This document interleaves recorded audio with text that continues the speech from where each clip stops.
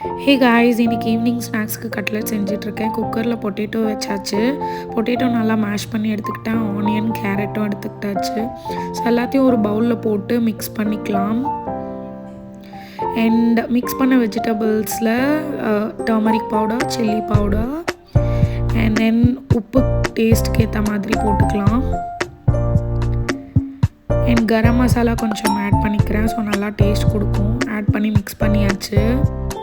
So அதுக்கப்புறம் பாலாக எடுத்து நல்லா தட்டி கட்லெட் ஷேப்பில் வச்சாச்சு.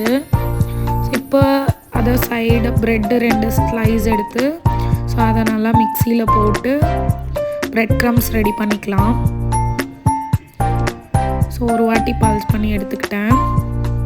Bread crumbs ready.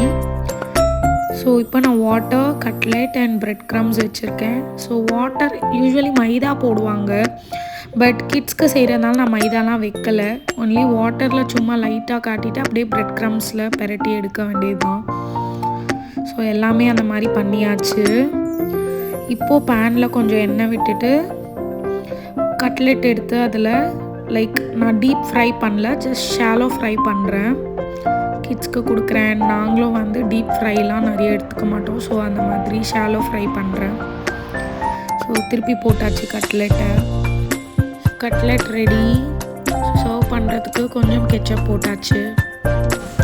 என் ஹஸ்பண்ட் சாப்பிட்டு எப்படி இருக்குன்னு சொன்னாங்க.